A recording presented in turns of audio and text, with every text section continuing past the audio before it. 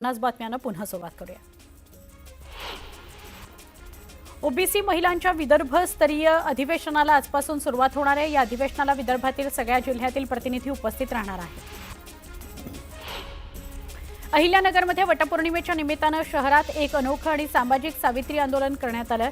शहरातील माता भगिनींनी त्यांच्या पतीच्या सुरक्षिततेकरता बंद पडलेल्या सिग्नलला काळे दोरे बांधले आणि प्रशासनाकडे जीवनदानाची प्रार्थना करून आंदोलन केलं।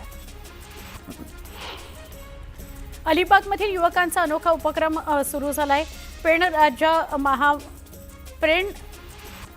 राज्य मार्गाला पडलेल्या खड्ड्यांमध्ये वडाचं झाड लावून त्याचं पूजन करण्यात आलं। प्रशासनाचं लक्ष वेधण्याकरता वटपौर्णिमेनिमित्त युवकांनी ही शक्कल लढवली।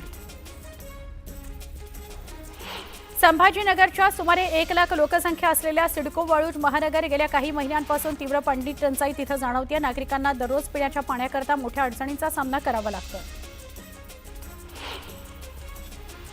तुळजाभवानी माता छत्रपती शिवरायांना भवानी माता तलवार देत असतानाचं 108 उंचीचं भव्य शिल्प तुळजापुरामध्ये लवकरच साकारलं जाणार आहे। या शिल्पाच्या माध्यमातून शिवरायांचा अंगावर शहारं आणणारा प्रेरणादायी इतिहास सगळ्या भाविकांना अनुभवता येणार आहे। मंदिर संस्थानचे विश्वस्त राणा पाटील आणि अधिकाऱ्यांनी जागेची पाहणी केली। छत्रपती संभाजीनगरमधील जिल्हा रुग्णालयामध्ये डॉक्टरांच्या हलगर्जीपणामुळे प्रसूती करताना महिलेच्या आतड्यांना छिद्र पडल्यानं महिलेचा मृत्यू झाल्याची घटना घडली होती। या प्रकरणी युवा सेनेनं प्रशासनाला निवेदन दिलं। येत्या 7 दिवसांमध्ये दोषी डॉक्टरांवर कारवाई करावी, नाहीतर आंदोलनाचा इशारा देण्यात आलाय। रायगडावरील वाघा कुत्र्याच्या समाधीवरून संभाजी ब्रिगेडला पुणे पोलिसांनी नोटीस बजावली। छत्रपती शिवाजी महाराज यांच्या समाधीजवळच्या वाघ्याचा पुतळा 31 डिसेंबरपर्यंत काढून टाकावा अशी मागणी संभाजीराजे छत्रपती यांनी केली होती। या मागणीला संभाजी ब्रिगेड यांनी पाठिंबा दिला। कोरेगाव पार्क पोलीस आणि रायगड पोलिसांनी सौरभ खेडेकर यांना नोटीस पाठवली आहे। 50 बातम्यांना सुरुवात करूया। मुंबईला पाणीपुरवठा करणाऱ्या धरणातील पाणीसाठा 10% आलेला आहे। त्यामुळे राखीव पाणीसाठ्यातून मुंबईची तहान भागवण्याचा निर्णय महापालिकेने घेतला। याकरता भातसा आणि अप्पर वैतरणातील राखीव पाणीसाठा वापरण्याची परवानगी राज्य सरकारनं दिली आहे।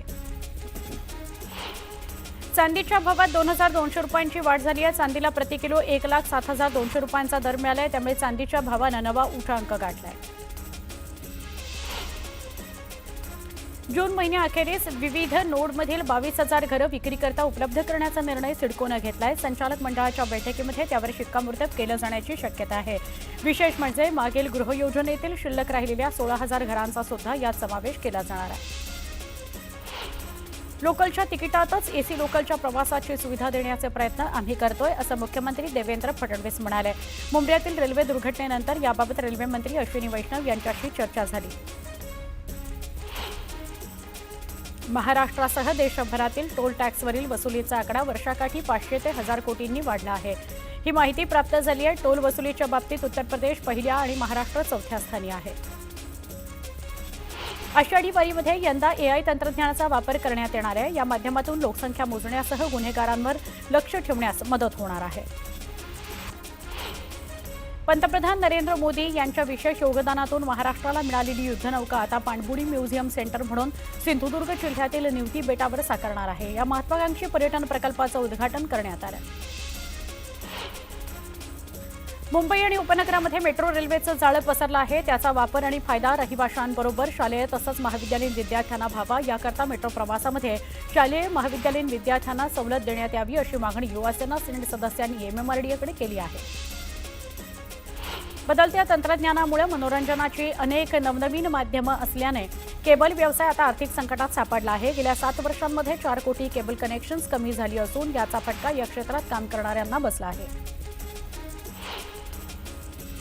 संयुक्त राष्ट्रांच्या एका नवीन लोकसंख्या अहवालानुसार भारताची लोकसंख्या 2025 मध्ये 1.46 अब्ज होण्याचा अंदाज व्यक्त करण्यात आलाय। ही लोकसंख्या जगात सर्वाधिक आहे। देशाचा एकूण प्रजनन दर लोकसंख्या स्थिरतेसाठी आवश्यक दरापेक्षाही कमी झाला आहे।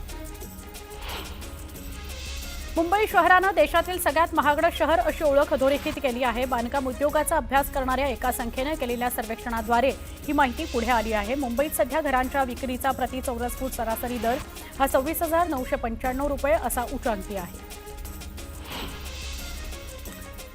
वसई विरार पालिकेच्या सफाई कंत्राटाच्या निविदेचं भवितव्य हे उच्च न्यायालयाच्या निर्णयावर अवलंबून असणार आहे। तसंच स्पष्ट करत न्यायालयानं या पालिकेला नोटीस जारी करून सफाई कंत्राटाबाबत खुलासा करण्यास सांगितलं आहे.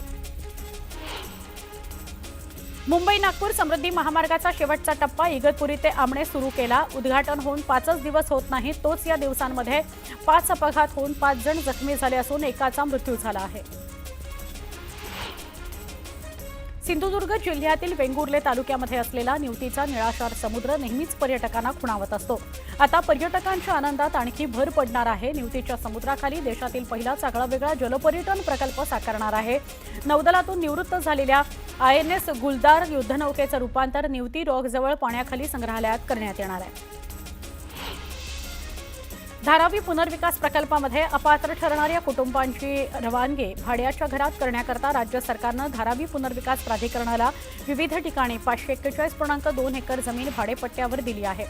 या जमिनीचा प्राधिकरणासोबत लवकरच करार केला जाणार आहे आणि त्याकरता 45 कोटींचा मुद्रांक शुल्क माफ केला जाणार आहे. पुण्यामध्ये एसटी राज्यभरातील 196 स्थानकांवर इलेक्ट्रिक चार्जिंग सुविधा केली जाणार आहे.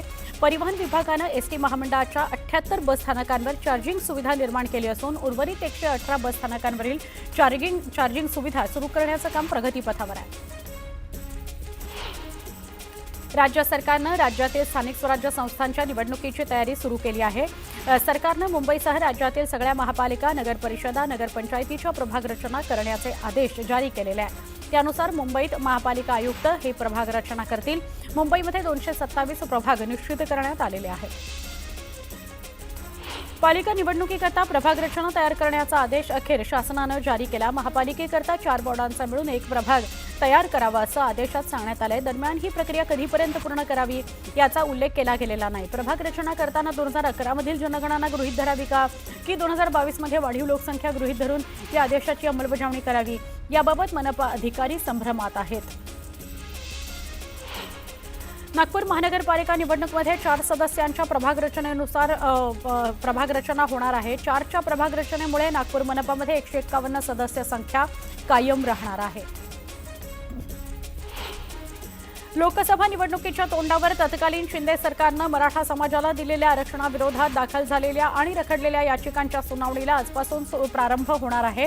उच्च न्यायालयाचे न्यायमूर्ती रवींद्र घुगे, न्यायमूर्ती NJ जमादार, न्यायमूर्ती संदीप मारणे यांच्या नव्यानं स्थापन करण्यात आलेल्या विशेष त्रिसदस्यीय पूर्णपीठ मराठा आरक्षणासंदर्भात युक्तिवाद ऐकून घेणार आहे.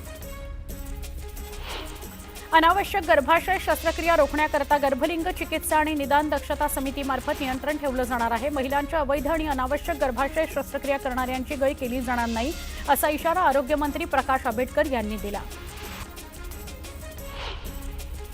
मनसेचे शहर प्रमुख राहुल कामत हे शिवसेना ठाकरे गटाच्या डोंबिवलीच्या शाखेत गेल्याचा व्हिडिओ व्हायरल झाला. या व्हिडिओमुळे डोंबिवलीत पुन्हा मनसे आणि ठाकरे गट एकत्र येण्याच्या चर्चांना उधाण आलंय.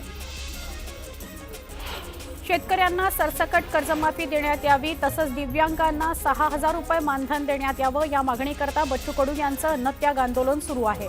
आज कडूंच्या आंदोलनाचा 4था दिवस आहे. शेतकऱ्यांच्या विविध प्रश्नांकरता शिवसेनेच्या वतीनं मराठवाड्यामध्ये तालुकानिहाय ट्रॅक्टर मोर्चे काढले जाणार आहेत. त्यानंतर 12 जूनला जिल्हानिहाय चक्काजाम करून महायुती सरकारला जाब विचारला जाणार आहे. एक मुख्यमंत्री आणि 2 उपमुख्यमंत्र्यांच्या या तिहेरी सरकारला क्या हुआ तेरा वादा असा जाब या आंदोलनाद्वारे विचारला जाणार आहे.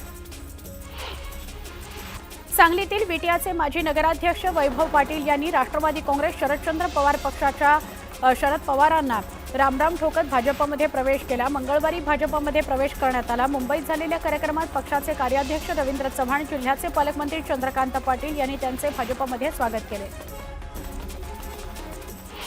देशात कोरोनाची रुग्णसंख्या दिवसेंदिवस वाढताना दिसते. सध्या देशात सक्रिय रुग्णांची संख्या 6,815 वर पोहोचली आहे. गेल्या 24 तासात 4 जणांचा मृत्यू झाला. मुंबईसह राज्यात कोविडनं पुन्हा डोकं वर काढल्यानं दररोज कोविड बाधित रुग्णांमध्ये वाढ होतीये. काल मुंबई शहरातून 32 आणि राज्यभरातून 615 सक्रिय रुग्णांची नोंद झालेली आहे. तर यामध्ये एका रुग्णाचा मृत्यू झाल्याचं समोर आलंय. गेल्या 10 दिवसात नागपुरात कोरोनाचे 15 नवे रुग्ण आढळले. त्यामुळे पालिकेच्या आरोग्य विभागाकडून चिंता व्यक्त करण्यात येते. यातील 13 रुग्ण सक्रिय असल्याची माहिती असून त्यांच्यावर रुग्णालयामध्ये उपचार सुरू आहेत.